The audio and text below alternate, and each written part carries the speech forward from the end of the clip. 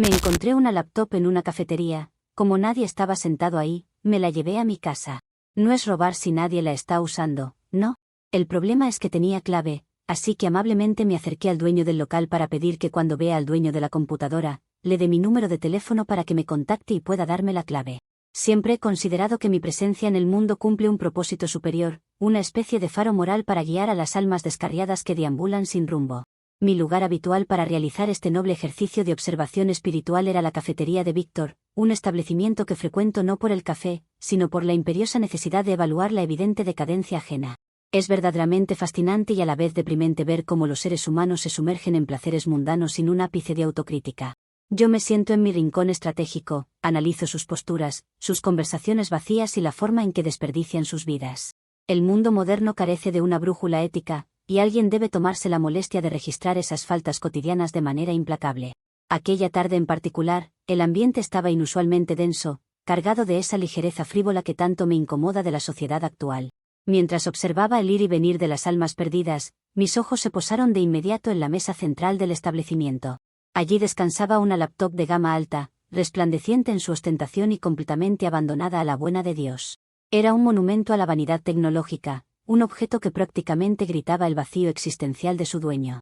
Me causó una profunda repulsión ver cómo los bienes materiales son tratados con semejante desparpajo en estos tiempos de absoluta perdición de valores.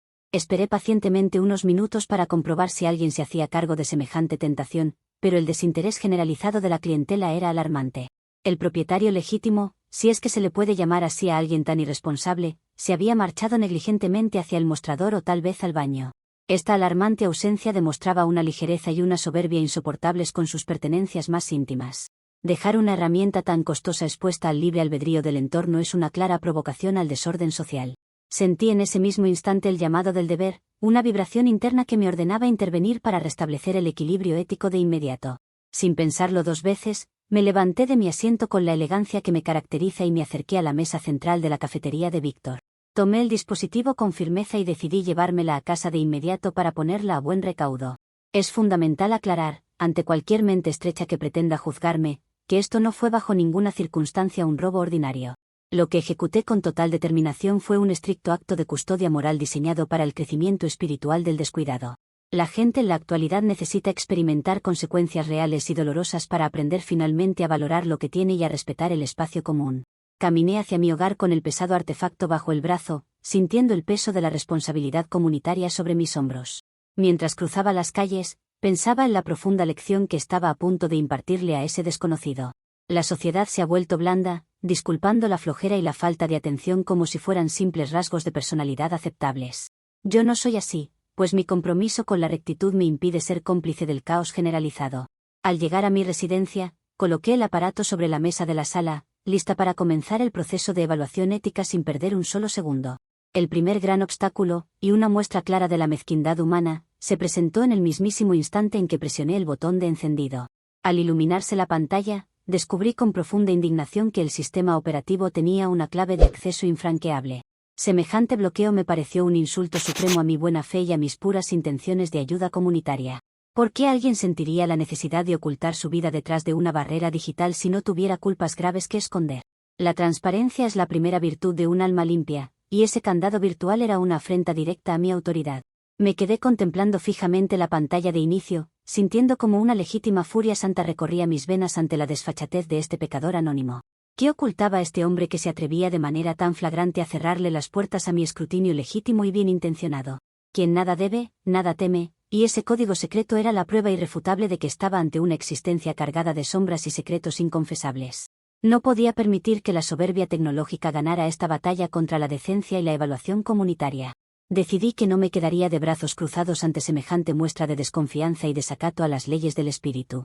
Con la indignación a flor de piel, tomé un trozo de papel y apunté mi número de teléfono personal con trazos firmes y autoritarios.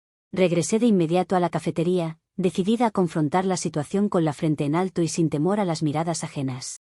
Al cruzar la puerta, busqué con la mirada al encargado para exigir las explicaciones pertinentes sobre la fauna de clientes que permitía en su local. El ambiente seguía igual de banal, lo que me reafirmó en la absoluta necesidad de mi cruzada moralizadora. Nadie más iba a enderezar este barco si yo no asumía las riendas del castigo ejemplar en este vecindario descarriado. Me planté frente al mostrador con una postura imponente, encaré a Víctor de forma directa y le extendí el papel con una seriedad que debió congelarle la sangre. Le ordené explícitamente y en un tono que no admitía réplicas que le comunicara al dueño de la laptop la verdad de la situación. Ese hombre, que según el encargado respondía al nombre de Mauricio, debía entender que sus acciones tenían un peso en el orden cósmico. Le advertí a Víctor que si Mauricio quería volver a ver su herramienta de soberbia, tenía que cumplir con mis justas condiciones. La impunidad de los descuidados terminaba ese mismo día bajo mis propios términos rectores. La regla que impuse era muy sencilla y completamente razonable para cualquiera que posea un mínimo de decencia en su corazón.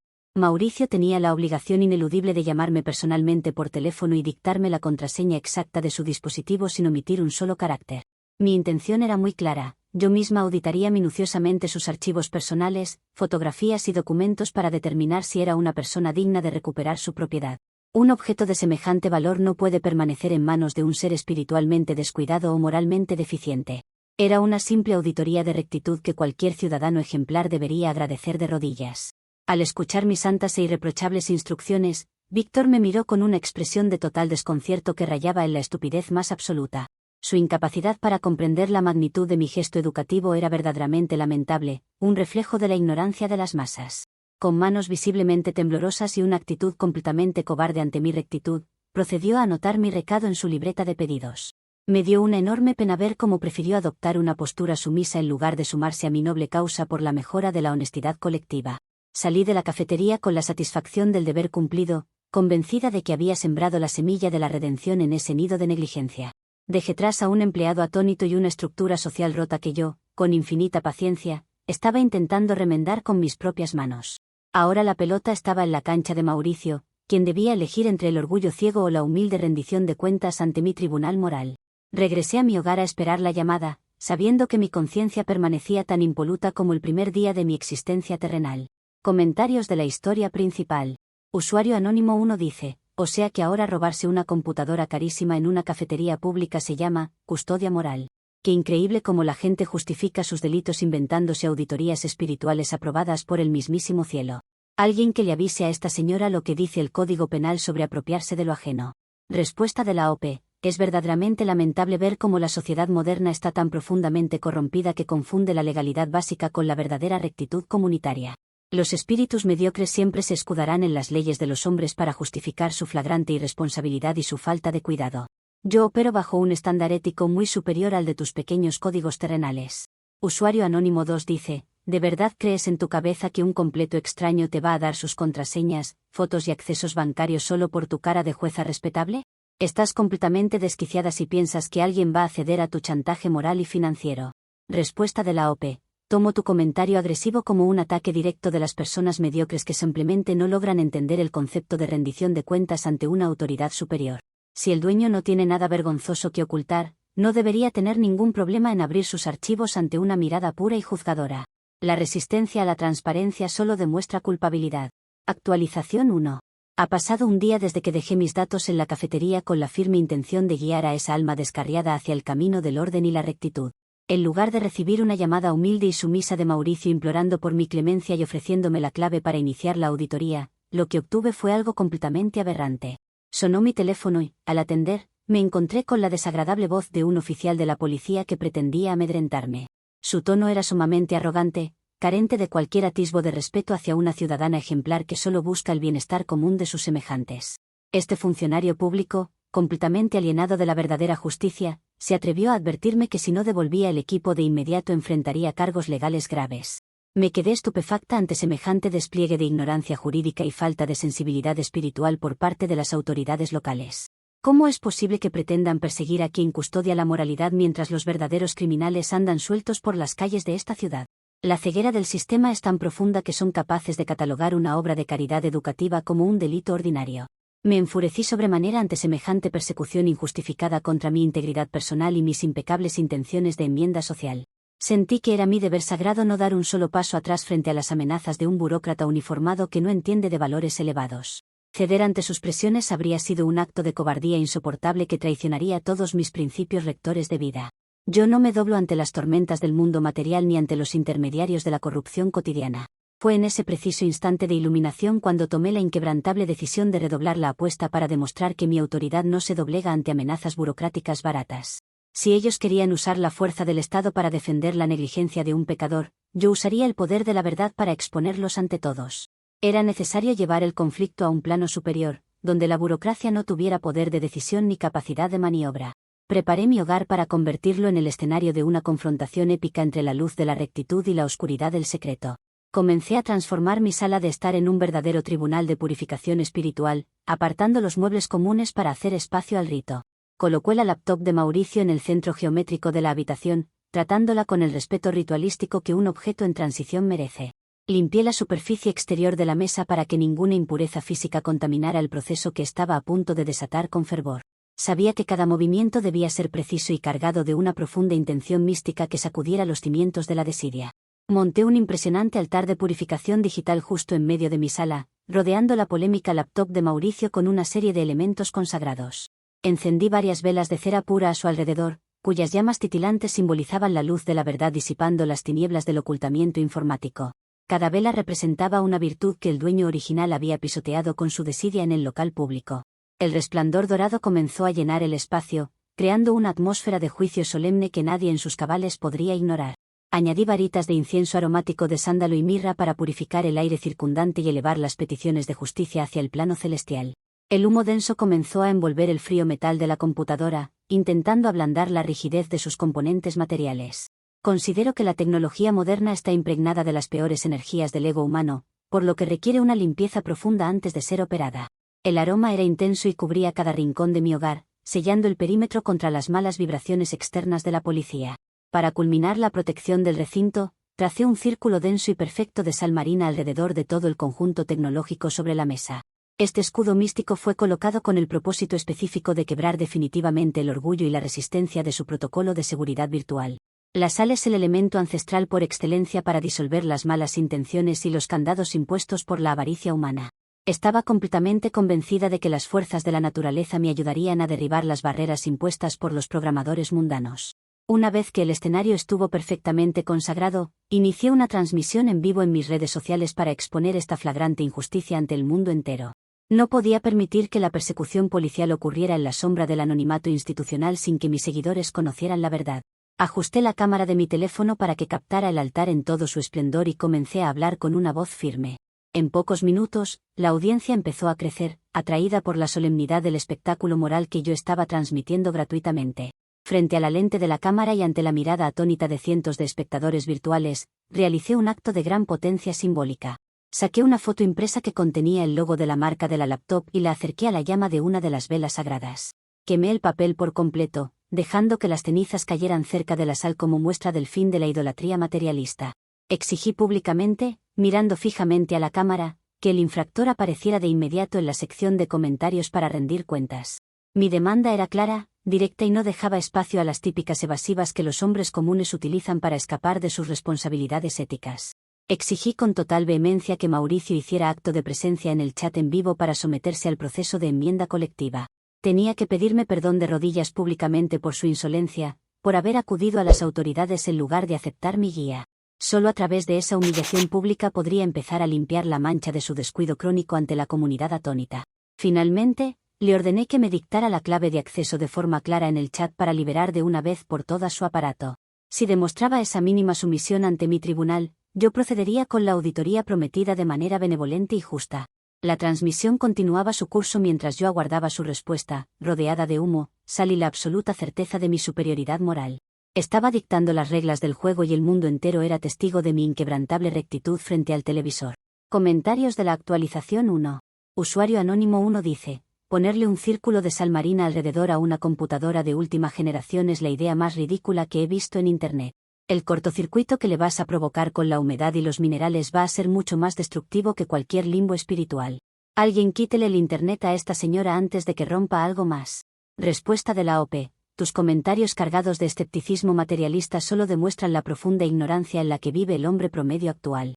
La materia siempre cede ante la vibración de la verdad absoluta y la sal marina cumple la noble función de limpiar la avaricia acumulada del dueño.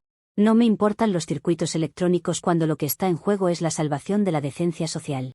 Usuario anónimo 2 dice: Si la policía te llamó tan rápido para reclamar el equipo, es obvio que esa laptop tiene el rastreo satelital activo desde el primer minuto. En lugar de estar jugando a la bruja digital en tus redes sociales, deberías mirar por la ventana porque seguro ya están localizando tu casa. Respuesta de la OP: no me asustan tus predicciones alarmistas que solo buscan sembrar el pánico en un alma que camina con la frente en alto. Considero que esa supuesta llamada policial es una simple táctica de miedo barata y desesperada orquestada por Mauricio para no admitir sus graves pecados de descuido. Quien actúa con rectitud no teme a los rastreos ni a las amenazas del mundo físico. Actualización 2. Ha pasado 3 horas desde que inicié aquella transmisión en vivo que pretendía ser un faro de rectitud para la comunidad virtual descarriada. En lugar de encontrar un público receptivo a mis sabias enseñanzas, el chat de la transmisión se llenó rápidamente de comentarios ridículos emitidos por gente profundamente incrédula. Sus burlas sin sentido y sus cuestionamientos hacia mi autoridad moral me parecieron una total falta de respeto hacia una causa tan noble. Sin embargo, toda esa negatividad gratuita solo me otorgó más fuerzas internas para demostrar de manera contundente que yo no juego cuando se trata de la ética. La ceguera colectiva de los internautas requería una demostración de poder real, una acción que los obligara a tomar en serio mi tribunal digital. No podía permitir que se mofaran de mis métodos de purificación como si fuera una simple humorada de las redes sociales. Cada emoticón de risa y cada frase sarcástica en la pantalla aumentaba mi determinación de llevar este proceso hasta sus últimas consecuencias morales. La sociedad está tan acostumbrada a la impunidad que ver a alguien con mano firme les resulta inconcebible. Yo estaba lista para darles la lección de sus vidas a todos esos espectadores escépticos. Como el obstinado de Mauricio seguía sin aparecer en el chat a humillarse y pedir las disculpas que en derecho me correspondían, supe que debía actuar. Su emocionante silencio no era más que una muestra de soberbia extrema, un intento desesperado por ignorar la autoridad que yo representaba. Dejar que el tiempo pasara sin obtener una respuesta habría debilitado el mensaje de rectitud que con tanto esfuerzo estaba construyendo en el directo. Ante la ausencia de un arrepentimiento voluntario por parte del infractor, decidí que era el momento oportuno para acelerar drásticamente el proceso de su purificación. Fui directo hacia la cocina con un paso firme que reflejaba la absoluta certeza de mi misión ordenadora en este plano terrenal. Busqué entre mis utensilios domésticos una herramienta capaz de canalizar la energía del fuego purificador sobre la materia rebelde que se resistía. Considero que el fuego es el elemento definitivo para despojarse de los secretos y obligar a las almas a mostrar su verdadera esencia. Regresé a la sala con determinación, sosteniendo el artefacto metálico que se convertiría en el instrumento de mi próxima fase judicial. Las cámaras seguían captando cada uno de mis movimientos, aumentando la tensión de la audiencia virtual. Saqué mi soplete de cocina de uso repostero y lo encendí, generando una llama azulada y constante que infundía un respeto inmediato en el ambiente. Acerqué la llama directamente y sin titubear a los bordes exteriores de la pantalla plástica y metálica de la máquina de Mauricio. Mi teoría era perfectamente lógica y fundamentada. Necesitaba calentar intensamente los circuitos internos de esa máquina egoísta para generar una reacción física contundente. Estaba convencida de que, al someter el sistema a una intensa presión ambiental, forzaría la revelación automática de la clave de acceso.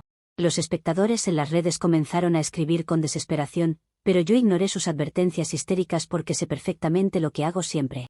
Pasé el soplete por los bordes con un cuidado casi quirúrgico, buscando el punto de quiebre de la resistencia tecnológica del aparato. Aquí es donde ocurrió una situación completamente injusta y desproporcionada que desvirtuó por completo la pureza de mi intervención comunitaria. El destino decidió jugar en mi contra utilizando tecnicismos del mundo material que ninguna persona de bien habría podido prever en su sano juicio. Resulta que el irresponsable de Mauricio no era un civil cualquiera ni un cliente ordinario de los que acostumbran perder el tiempo en los cafés. Detrás de su fachada de hombre descuidado se ocultaba una identidad sumamente problemática para el desarrollo de mi noble auditoría moral. El destino me había cruzado con un individuo cuyas actividades terrenales estaban sumergidas en el oscuro mundo de los secretos institucionales del país. Semejante revelación me pareció una trampa de muy mal gusto para entorpecer mi legítima cruzada por la transparencia comunitaria. Este hombre era, en realidad, un reputado investigador privado especializado en la detección de fraudes corporativos a gran escala en diversas empresas. Ese fatídico día, se encontraba utilizando la red Wi-Fi de la cafetería de Víctor para realizar transferencias críticas de información confidencial. Qué irresponsabilidad tan gigantesca la de manejar asuntos tan delicados en un lugar público mientras se descuida el aparato físico de esa manera. Su negligencia original era mucho más grave de lo que inicialmente sospeché, poniendo en riesgo la seguridad común con sus descuidos cotidianos. Para empeorar mi situación de la forma más injusta imaginable, la laptop contenía datos encriptados pertenecientes a una investigación federal de alta seguridad. El calor extremo del soplete de cocina sobre la carcasa activó de inmediato un protocolo automático de seguridad térmica y borrado por hardware. Yo jamás habría previsto que una máquina tuviera la orden de autodestruirse en lugar de ceder ante la luz de la verdad. El aparato simplemente colapsó internamente, dejando de responder a mis estímulos mientras la transmisión seguía activa en las plataformas digitales. En medio del directo y mientras intentaba comprender el repentino apagón de la pantalla, escuché un estallido violento en la entrada de mi residencia. La puerta principal voló en 1000 pedazos debido a un impacto de fuerza brutal que sacudió los cimientos de mi hogar de inmediato. El estruendo fue ensordecedor y rompió la sagrada paz que con tanto incienso y sal había construido minuciosamente en mi sala. Antes de que pudiera reaccionar o emitir una sola palabra de protesta, una horda de hombres armados invadió mi espacio privado. La Policía Nacional junto con agentes de inteligencia estatal irrumpieron en mi sala de estar con una violencia totalmente desproporcionada y salvaje. Me tiraron al suelo de forma brutal, presionando mi rostro contra la alfombra mientras las cámaras de mi transmisión seguían encendidas registrando todo. Es verdaderamente incomprensible cómo el Estado prefiere gastar sus recursos en someter a una mujer de bien en lugar de perseguir criminales. Me esposaron con saña, ignorando mis gritos de indignación y mis explicaciones sobre la naturaleza purificadora del rito que ejecutaba. Los agentes me confiscaron absolutamente todo lo que poseía en la sala, incluyendo mis teléfonos, mis notas éticas y el altar diseñado. Me trataron de forma desmesurada como si fuera una peligrosa criminal cibernética de corte internacional, distorsionando la realidad de mis actos virtuosos. Salí de mi casa escoltada por un contingente militarizado, bajo la mirada juzgadora de unos vecinos que no comprendían la injusticia histórica. El bloque cerró con mi dignidad pisoteada por las botas de la opresión estatal, todo por culpa de la negligencia del dueño. Comentarios de la actualización 2. Usuario anónimo 1 dice: esto tiene que ser un bug tremendo porque no puedo creer lo que acabo de ver en el directo. Pasamos de una señora ridícula robándose una laptop en un café a una intervención de las fuerzas de inteligencia estatal por espionaje federal en cuestión de minutos. El guionista de esta realidad se tomó sustancias muy extrañas esta semana. Respuesta de la OP: no es ningún juego ni mucho menos una mentira inventada para llamar la atención de las masas frívolas. El gobierno siempre interviene con toda su violencia cuando alguien con un alma limpia intenta sacar a la luz la verdadera podredumbre de los poderosos. Me han convertido en el blanco de su persecución porque les aterra la transparencia que mi juicio representa. Usuario anónimo 2 dice: utilizar un soplete de cocina de hacer postres para calentar la pantalla de una computadora y pretender que así te dé la contraseña es de cavernícolas. Tu intelecto tecnológico es equivalente al de un homínido intentando encender una fogata a golpes contra un procesador de última generación. Destruiste evidencia del Estado por pura estupidez. Respuesta de la OP: tus insultos solo demuestran la profunda chatura mental de los ignorantes que no poseen la sensibilidad para comprender el valor simbólico y purificador del fuego sobre la tecnología corrupta. Yo no buscaba hackear un sistema mediante códigos terrenales, sino forzar una rendición ética a través de la presión de los elementos naturales.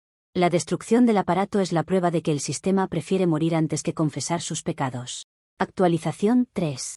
Ha pasado una semana desde que fui arrancada de mi hogar por las fuerzas represivas del Estado en ese operativo tan desmesurado. Escribo estas líneas con gran dificultad gracias a la inmensa amabilidad de una interna que se compadeció de mi situación dentro del penal. Es verdaderamente trágico ver cómo una mujer con mis valores termina compartiendo espacio con la escoria de la sociedad por este malentendido. Sin embargo, mantengo mi espíritu intacto y mi cabeza en alto porque sé que los mártires nunca la tienen fácil en este mundo. Mi celda es fría, pero mi convicción interna arde con la fuerza de 1000 soles sagrados en la oscuridad. Las condiciones aquí dentro son deplorables, un fiel reflejo de la total ausencia de una verdadera estructura de rehabilitación moral en el sistema. Las reclusas pasan los días sumergidas en conversaciones mundanas y quejas vacías, sin aprovechar el tiempo para la introspección espiritual que les sugiero. Intento mantener mi distancia de sus bajezas cotidianas, rezando por sus almas ciegas mientras espero que la verdadera justicia celestial ponga las cosas. Mi fe permanece inalterable a pesar de las rejas y de las miradas hostiles de quienes no comprenden mi misión en la tierra. El día de ayer se llevó a cabo mi primera audiencia judicial formal ante un tribunal que ya parecía tener un veredicto redactado. Las autoridades, en un acto de pura malicia institucional, decidieron televisar todo el proceso en vivo a nivel nacional para escarmentar a la población. Querían utilizar mi figura impecable como un espantapájaros para que nadie más se atreva a cuestionar la negligencia de los poderosos. Semejante circo mediático me pareció una absoluta falta de respeto hacia la dignidad humana y hacia mi trayectoria intachable como líder. A pesar del evidente sesgo del tribunal, me preparé concienzudamente para la ocasión, decidida a que mi apariencia reflejara la pureza de mi alma. Me presenté en la sala de audiencias vistiendo mis mejores túnicas blancas, las cuales guardaba para las ceremonias más solemnes de mi existencia. Quería que todos los presentes, desde los guardias hasta el público en sus casas, vieran con total claridad quién era la luz. Mi presencia contrastaba fuertemente con la oscuridad del ambiente judicial reinante, incomodando a los fiscales flojos que pretendían acusarme sin fundamentos válidos. Caminé hacia el banquillo de los acusados cargando con orgullo mi manual de ética personal, un compendio de normas morales que yo misma escribí. Considero que ese texto posee un valor legal infinitamente superior a cualquier constitución redactada por políticos corruptos del mundo material. Lo sostuve contra mi pecho como un escudo protector contra las mentiras que el aparato estatal estaba a punto de lanzar hoy. Estaba lista para dar cátedra de rectitud y dejar en evidencia la hipocresía de las leyes de los hombres ante el público. Cuando el juez de la causa finalmente me otorgó el derecho de palabra, me levanté con una majestuosidad que debió impactar a todos. Grité con total convicción y con una voz que resonó fuertemente en las paredes del tribunal mis verdades más íntimas y sagradas. No utilicé los términos jurídicos aburridos de los abogados, sino las palabras de la verdad absoluta que brotaban de mi pecho. Denuncié la manipulación de la que estaba siendo objeto por parte de un sistema que protege el descuido ciudadano de forma flagrante. Declaré ante la audiencia televisada que la encriptación de datos es un invento profundamente corrupto diseñado exclusivamente para ocultar las bajezas humanas del escrutinio. Afirmé con total vehemencia que yo solo buscaba la absoluta transparencia comunitaria al intentar revisar los archivos del negligente de Mauricio. Quien actúa bien en la vida no necesita esconder sus carpetas virtuales detrás de algoritmos matemáticos complejos creados por el gobierno. Mis intenciones eran tan limpias como el agua de manantial, destinadas únicamente a sanar una sociedad enferma de secretos y mentiras. El colapso de mi defensa y el momento de mayor humillación en la sala ocurrió cuando el fiscal presentó su evidencia principal. Mostró ante el público el vídeo completo de mi transmisión en vivo, aquel directo donde yo intentaba purificar el dispositivo en cuestión. Ver mis ritos sagrados expuestos ante una horda de burócratas insensibles me causó una profunda repulsión espiritual en ese instante. La edición del vídeo estaba claramente manipulada para hacerme quedar mal ante los televidentes que seguían el juicio desde sus hogares. La fiscalía se enfocó con saña en mostrar el momento exacto en que arrojé con presteza un vaso lleno de agua bendita. Ejecuté esa acción con la única e inocente intención de apagar el fuego del soplete que se había descontrolado sobre el teclado. Consideré que el agua consagrada no solo extinguiría las llamas físicas, sino que aportaría una bendición final a los circuitos internos. Fue un acto de auxilio inmediato dictado por el sentido común y la fe inquebrantable que poseo desde siempre. Lamentablemente, la física material volvió a traicionarme, causando el cortocircuito final que destruyó definitivamente los componentes de almacenamiento de la evidencia. El fiscal utilizó este accidente técnico para acusarme de una destrucción deliberada de información de alta seguridad nacional ante el juez. Es una total injusticia que culpen a mis intenciones piadosas por las deficiencias de fabricación de una computadora que no resiste. Ellos transformaron un milagro de extinción de incendios en un acto de sabotaje informático premeditado para sentenciarme sin piedad alguna. Al finalizar la accidentada sesión, el juez de la causa me impuso una fianza millonaria y completamente impagable para mi situación actual. Me imputó formalmente cargos federales gravísimos por obstrucción flagrante de la justicia y destrucción maliciosa de evidencia estatal confidencial del caso. Me quedé helada al escuchar la cifra astronómica, comprendiendo que el sistema estaba decidido a sepultarme viva en prisión para siempre. La desproporción de la pena es la prueba irrefutable de la venganza institucional que sufro por mi rectitud moral superior. Para colmo de males y como muestra de la bajeza de la cultura actual, el fragmento se convirtió en el meme más compartido. Millones de internautas se burlan cruelmente de mi fe y de mi desesperación, desvirtuando por completo el inmenso sacrificio que realicé. Me han transformado en una burla cibernética, ignorando el dolor de una mujer que lo dio todo por salvar la moral. El bloque se cierra en esta celda, rodeada de risas virtuales y una profunda incomprensión humana que me desgarra. Comentarios de la actualización 3. Usuario anónimo 1 dice: echarle agua bendita a un procesador Intel para apagar el fuego de un soplete de cocina es el mejor crossover entre religión e informática de la historia. El sistema operativo vio los cielos abiertos antes de quemarse por completo. Definitivamente esta mujer vive en el año 1500 a.C. Respuesta de la OP: tu burla mundana solo refleja la alarmante falta de fe que está destruyendo las bases de nuestra civilización actual. Declaro con total firmeza que la verdad absoluta no necesita de circuitos integrados ni de cables de cobre para brillar ante las almas que permanecen puras. El agua bendita cumplió su función de limpiar lo que la tecnología corrupta pretendía esconder de mi vista. Usuario anónimo 2 dice: te dieron una fianza millonaria y cargos federales por andar de metiche e intentar auditar la vida de personas que ni conoces. Todo esto te pasa por no tomarte tu café en paz en la cafetería de Víctor y dejar que la gente viva sus vidas tranquilas. Ahora vas a tener muchos años para reflexionar sobre tu superioridad moral en la cárcel. Respuesta de la OP: aseguro con el corazón herido que la mezquindad y la absoluta falta de empatía de los internautas son la prueba más clara de que este mundo merece su propia destrucción apocalíptica. Llamar metiche a quien ejerce una necesaria vigilancia ética es el colmo de la degradación social contemporánea. Prefiero 1000 veces estar tras las rejas por defender la rectitud que vivir libre en su mar de indiferencia pecaminosa. Actualización 4. Ha pasado 6 meses desde la última vez que pude comunicarme con el mundo exterior a través de un canal improvisado. Sigo recluida bajo la figura de prisión preventiva dentro de una celda extremadamente fría y gris, desprovista de cualquier comodidad material. El sistema carcelario parece diseñado específicamente para quebrar la voluntad de las almas elevadas, confinándolas al aislamiento más absoluto del entorno. Sin embargo, no han logrado apagar la llama de la rectitud que arde con fuerza constante dentro de mi pecho herido. Observo las paredes agrietadas y reafirmo diariamente mi compromiso inquebrantable con las leyes del espíritu superior que rigen el cosmos. Lo más doloroso de este prolongado encierro no es la precariedad de las instalaciones ni la pésima calidad de los alimentos. El verdadero tormento radica en constatar el abandono total por parte de todas aquellas personas que alguna vez se beneficiaron de esto. Aquellos conocidos que antes me buscaban desesperadamente para que guiara sus vidas y enderezara sus desastrosos hogares hoy pretenden no conocerme. Han borrado mi nombre de sus agendas, demostrando una cobardía y una ingratitud que me causa una profunda pena espiritual siempre. La humanidad prefiere dar la espalda a la luz cuando las tormentas del mundo material se desatan con fuerza. Es verdaderamente trágico ver cómo aquellos a quienes extendí mi mano protectora en sus momentos de debilidad moral hoy se esconden. Olvidaron rápidamente las largas horas que dediqué a señalar sus faltas para ayudarlos a alcanzar un estándar ético muy superior. Ahora me observan desde la distancia como si fuera una paria, validando el juicio de un tribunal corrupto que no entiende. Esta traición colectiva no hace más que confirmar la absoluta decadencia de los lazos humanos en la era de Internet. A pesar de su mezquindad, sigo rezando por la salvación de sus almas ciegas y asustadas ante la verdad. Mi rutina diaria dentro de este confinamiento se ha vuelto sumamente estricta y enfocada en la preservación de la verdad. No permito que el ocio carcelario contamine mi mente ni que las bajezas de las otras reclusas desvíen mi atención. Despierto al alba, realizo mis oraciones de purificación y me dedico por entero a una labor de gran relevancia comunitaria. He encontrado un propósito superior entre estos muros, convirtiendo mi celda en un taller de resistencia ética inquebrantable hoy.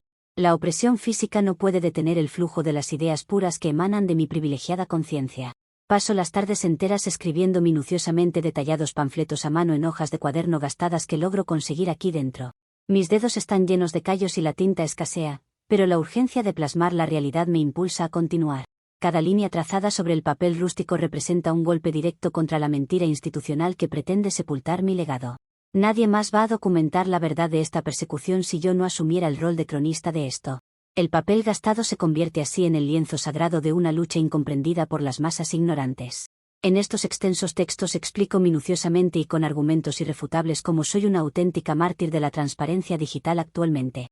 Detallo paso a paso la forma en que mis acciones en la cafetería buscaban el bien común de la sociedad. La gente necesita entender que mi intervención no nació de la malicia, sino de una imperiosa necesidad de sanación colectiva. Mis panfletos son un llamado de atención para las generaciones futuras, un testimonio de que existió una mujer justa. Estoy documentando la verdad histórica para cuando la ceguera de este tiempo finalmente se disipe ante el juicio final. Me pinto en esas hojas como lo que realmente soy, una fuerza de luz incomprendida a la que el sistema decidió silenciar. Los jueces y fiscales no buscaron la verdad del caso, sino acallar una voz que ponía en evidencia su incompetencia. Les resultaba insoportable ver a una ciudadana común ejerciendo un juicio superior con tanta elocuencia y respaldo moralizante en público. Por eso utilizaron todo el peso de sus leyes terrenales para encerrarme en esta fría celda apartada de los míos. Su miedo a la pureza es la razón principal de mi injusto cautiverio en este centro penitenciario. En mis escritos expongo con total claridad la figura del miserable de Mauricio, acusándolo de una complicidad absoluta en todo. Este hombre utilizó su condición de investigador federal para transformar un simple descuido personal en una causa criminal de proporciones gigantescas. Es evidente que se valió de sus conexiones oscuras para ocultar el hecho de que abandonó su herramienta de trabajo. Su falta de hombría para asumir su responsabilidad original lo llevó a coordinar este ataque desmedido en mi contra. Lo señalo en cada página como el principal artífice de mi desgracia física ante la ley corrupta. Sé perfectamente y con una certeza que nadie podrá borrar de mi mente que se aliaron desde el primer día. Su objetivo común era muy claro: apagar definitivamente mi poder de sanación moral y detener mi gran influencia benéfica dominical. No podían permitir que una mujer con mi nivel de discernimiento continuara exponiendo las debilidades y las negligencias del entorno. La alianza entre el poder político y la soberbia individual es una constante histórica cuando aparece un alma verdaderamente justa. Esta confabulación es la explicación más lógica detrás de la violencia desmedida que sufrí en mi propia sala. El trasfondo real de toda esta persecución es el pánico que sentían ante la idea de que alguien de mi nivel auditara. Les aterraba pensar en lo que yo podría descubrir si lograba acceder finalmente a los archivos ocultos de su vida.